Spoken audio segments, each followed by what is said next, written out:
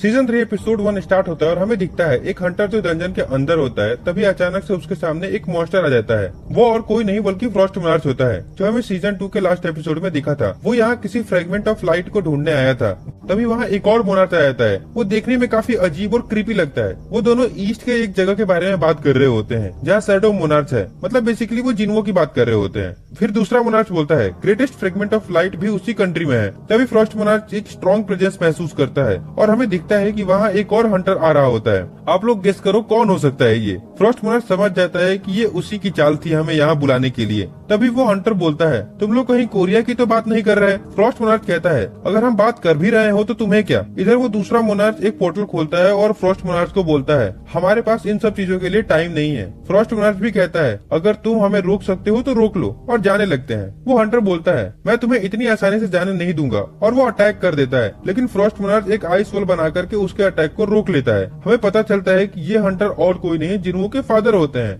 फिर scene shift होता है और हमें एक रेड गेट दिखाया जाता है जिसमें जिन्वो गया था। वहाँ अब उसका सामना डंजन के बॉस से होता है। बॉस काफी गुस्से में होता है और बोलता है तुमने अब तक बहुत अच्छा फाइट किया और जिंदा भी हो, बट अब तुम चारों तरफ से घिर चुके हो। इस जंगल में चारों तरफ मेरी आर्मी पहले से ही छिपकर बैठी है। फिर वो अपने आर्मी को आवाज लगाता है, बट बहुत देर तक वहाँ कोई नहीं आता। जिन्वो स्माइल करता है और अपनी शैडो आर्मी को बाहर आने के लिए कहता है, और हमें दिखाई देता है कि जिन्वो की शैडो सोल्जर्स ऑलरेडी सब मॉन्स्टर को मार चुके थे और वो लोग उनकी डेड बॉडीज लेकर के बाहर आ जाते हैं। ये देख करके बॉस और भी ज्यादा गुस्सा हो जाता है। फिर वो अपने बचे हुए मॉन्स्टर को अटैक करने के लिए बोलता है, लेकिन इधर जिन्वो भी अपने शैडो सोल्जर को भेज देता है। जिन्वो के शैडो सोल्जर आसानी से सारे मॉन्स्टर को मार देते हैं। अब सिर्फ बॉस बचता है। वो ये सब देख करके गुस्सा हो जाता है और जिन्वो की तरफ अटैक करने के लिए आगे बढ़ता है। लेकिन तभी टस्क अपने ग्रेविटेशन मैजिक का यूज करके उसे जमीन पे पटक देता है। फिर जिन्वो बॉस के पास जाता है और कहता है मेरे सवालों का सही जवाब दो तो शायद तुम्हें कम दर्द होगा। लेकिन बॉस कुछ बोलने से पहले ही मर जाता है। जिन्वो समझ जाता है कि सिस्टम फिर से इंटरफेरेंस कर रहा है। तभी उसे याद आता है डीमन कैसल क्लियर करने के बाद उसे एक की मिली थी जो सिर्फ लेवल 100 होने के बाद ही यूज हो सकती थी।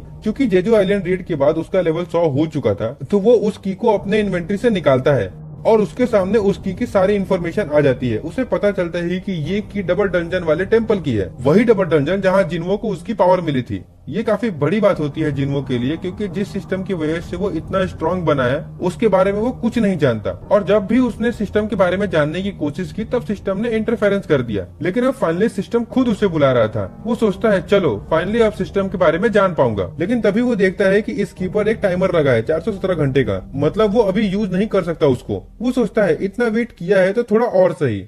फिर सीन शिफ्ट होता है और हमें दिखता है कि जिन्हो काफी गुस्से में है, क्योंकि जिन्हो के हेटर्स ऑनलाइन हेट फैला रहे होते हैं। वो उन सबको रिप्लाई कर रहा होता है। तभी वहाँ जिन्हो भी आ जाता है। वो एक बैग भर के एसेंस स्टोन्स जिन्हो को देता है और कहता है तुमने बोला था ना कि हमें नए गिल्ड के लिए बहुत पैसों की जरूरत होगी, तो इतने में तो हो जाएगा ना। जिन्हो कहता है ये तो बहुत सारे हैं, क्या तुमने कोई हाई रैंक गेट क्लियर किया है? अब तो हमें नए एम्प्लॉय की सैलरी के बारे में भी सोचना नहीं पड़ेगा। जिन्हो कहता है ओ हाँ, मैं तो एम्प्लॉयज के बारे में भूल ही गया था, हमें नई गिल्ड के लिए एक नए एम्प्लॉय भी ढूंढना होगा। जिन्हो कहता है हाँ वो तो है, लेकिन उससे पहले क्या तुमने अभी तक हमारे गिल्ड का नाम सोचा है? फिर दोनों गिल्ड के नाम को लेकर के काफी डिस्कस करते हैं। तभी जिन्हो बोलता है सोलो प्ले गिल्ड नाम कैसा होगा। जिन्हो को ये नाम बिल्कुल पसंद नहीं आता, बट वो कुछ बोलता भी नहीं है। वो मन ही मन में सोचता है कहीं ये मजाक तो नहीं, भला अपने गिल्ड का नाम ऐसा कौन रखता है। तभी डोरबेल बजती है। जिन्हो गेट खोलता है और वहाँ हंटर चा होती है। ये देख करके जिन्हो शॉक हो जाता है, लेकिन वो जिन्हो से मिलने आई होती है। जिन्हो पूछता है तुम यहाँ क्यों आई हो? चा बोलती है मुझे तुम्हारा गिल्ड ज्वाइन करना है। जिन्हो पूछता है क्या चेयरमैन ने तुम्हें यहाँ भेजा है या फिर जोंगिन ने तुम्हें अपने गिल्ड से निकाल दिया? चा बोलती है नहीं, ऐसा कुछ भी नहीं है।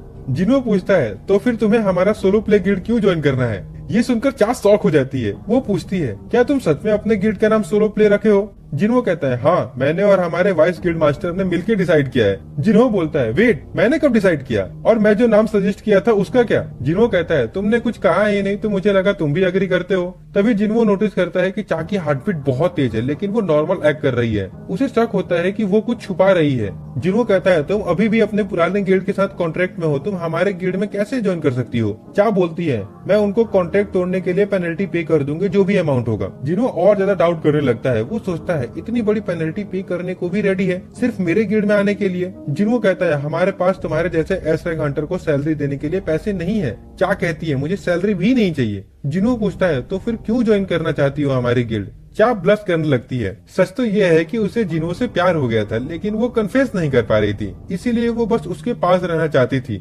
लेकिन वो कुछ बोल नहीं पा रही थी, बस ब्लश किए जा रही थी। जिन्हो कहता है ठीक है तुम ज्वाइन कर सकती हो, बट उसके पहले एंट्रेंस टेस्ट देना होगा। चा बोलती है कैसा टेस्ट? जिन्हो कहता है तुम्हें मेरे चुने हुए सबसे स्ट्रॉन्गेस्ट शैडो सोल्जर को हराना होगा। चा कहती है ठीक है मैं रेडी हूँ।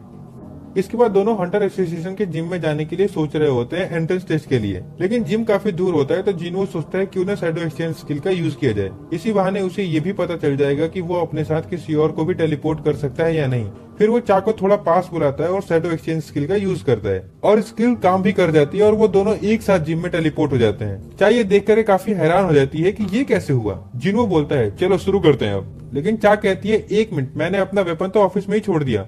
फिर जिम के स्टोरेज रूम से वो एक शॉट ले आती है और कहती है मैं अब रेडी हूँ। जिन्हो इग्रिस को समन करता है और बोलता है मेरे शैडो आर्मी का सबसे बेस्ट स्वॉर्ड्समैन यही है। चा पूछती है विनर कैसे डिसाइड होगा? जिन्हो बोलता है जब तक तुम मेरे शैडो सोल्जर को डिस्ट्रॉय ना कर दो, या फिर जब तक तुम खुद से सरेंडर ना कर दो। जिन्हो सोच रहा होता है कि मैंने चा से बोला था कि मैं अपना सबसे स्ट्रॉन्गेस्ट शैडो सोल्जर यूज करूंगा, लेकिन बेरू को चा के सामने लाना सही नहीं रहेगा। जेजू आइलैंड पर उसकी वजह से ही चा इतनी ज्यादा घायल हो गई थी, इसलिए एग्रिस बेस्ट चॉइस था।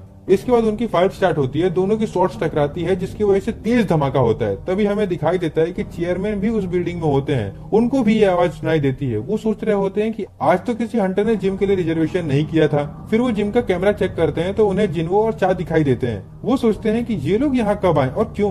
तभी उनको याद आता है कि जेजू आइलैंड रेड के बाद जैसे ही चा होश में आई थी, उसने सबसे पहले जिन्हो के बारे में ही पूछा था। चेयरमैन को लगता है कि दोनों के बीच में कुछ चल रहा है, इसीलिए वो जिम का कैमरा ऑफ करवा देते हैं, क्योंकि वो उनका प्राइवेट मोमेंट रिकॉर्ड नहीं करना चाहते थे। तभी फिर बिल्डिंग हिलने लगती है और उनके पीछे लगी पेंटिंग भी गिर जाती है फाइट की वजह से, लेकिन चेयरमैन कुछ गलत ही समझ लेते हैं। अब वो क्या सोच रहे होते हैं ये तो मुझे बताने की जरूरत नहीं है, तो आप लोग ही कमेंट में बता दो कि चेयरमैन को क्या लगता है। दूसरी तरफ हमें दिखाई देता है कि चा ने इग्रिस को इजीली हरा दिया था। ये देख करके जिन्हो भी शॉक में रह जाता है। तभी चा बोलती है क्या ये ब्लैक नाइट तुम्हारा सबसे स्ट्रॉन्गेस्ट सोल्जर था? तुमने कहा था कि तुम अपना सबसे स्ट्रॉन्ग सोल्जर यूज करोगे, तो उसको समन करो। वो बेरू के बारे में बात कर रही होती है, लेकिन जिन्हो बोलता है कि तुम हर्ट हो सकती हो। चा कहती है ऐसा कुछ नहीं होगा, और वैसे भी मुझे उससे दोबारा फाइट करनी है। तो जिन्हो फाइनली बेरू को समन करता है और उसे एक ऑर्डर देता है, चा को बिना हार्म किए डिफीट करो। बेरू कहता है जैसा आप कहें माय किंग। फिर वो जोर से रॉर करता है और जिससे जिम के सारे शीशे टूटने लगते हैं। चा उसे देख करके सोच रही होती है कि जिन्हो ने इस मॉन्स्टर के साथ फाइट किया था। बेरू अपने पंजे निकाल करके अटैक करने वाला होता है, लेकिन जिन्हो कहता है उन्हें हटा लो, वरना अगर चा को थोड़ी भी चोट लगी तो मैं तुम्हें नहीं छोड़ूंगा। बेरू तुरंत अपने नाखून अंदर कर लेता है और कहता है यस माय किंग।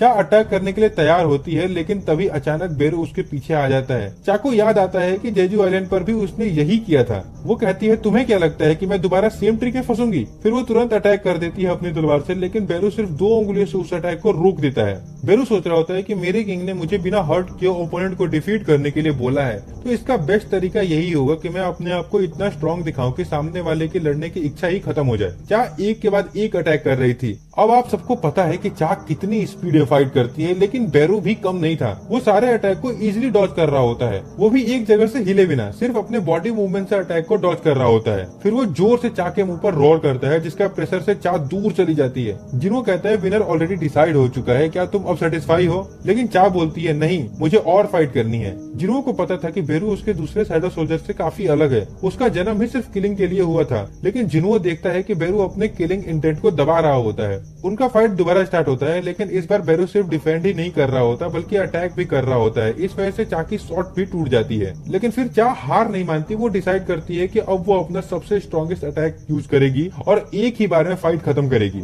फिर वो ब्लेड ऑफ फ्लाइट बनाती है और इस बार फाइनली अपना अटैक बेरू पर लैंड कर देती है। वो शॉट बेरू के चेस्ट में घुस जाती है। तभी हमें दिखाई देता है कि इस अटैक की वजह से बेरू अपने अंदर की किलिंग इंटेंट को ज्यादा देर तक कंट्रोल नहीं कर पाता और पूरे गुस्से में आ जाता है। उसे एंट क्वीन की बातें याद आने लगती है। वो जिन्हो का ऑर्डर भूल जाता है और एंट क्वीन का ऑर्डर फॉलो करने लगता है। मुझे अपने एनिमी को जान से मारना है। बेरू पूरा ब्लड डस्ट के साथ चा के तरफ बढ़ने लगता है। जिन्हो चिल्लाकर उसे रोकने के लिए बोलता है, लेकिन वो नहीं सुनता, तो जिन्हो जल्दी से बीच में आ जाता है और उसे रोक देता है। तब जाके बेरू शांत हो जाता है और तुरंत जमीन पर गिर के माफी मांगने लगता है। जिन्हो चा से पूछता है तुम ठीक हो ना? फिर वो कहता है ये सिर्फ एक एंट्रेंस टेस्ट था, तुम्हें सिर्फ इसके लिए अपनी जान को रिस्क में डालने की क्या जरूरत थी? लेकिन चा चुप रहती है और वो कुछ नहीं बोलती। फिर जिन्हो बोलता है तुम्हें आखिर मेरे गिल्ड में क्यों ज्वाइन करना है? क्या चाहती हो तुम? कहीं ऐसा तो नहीं कि तुम्हें मुझ में इंटरेस्ट है? लेकिन फिर वो सोचता है ये तो हो ही नहीं सकता, जरूर कुछ और बात होगी। वो जाने लगता है, तभी चा बोलती है हाँ मुझे तुम में ही इंटरेस्ट है। इतना कह करके वो ब्लश करने लगती है और इसी के साथ ये एपिसोड खत्म हो जाता है।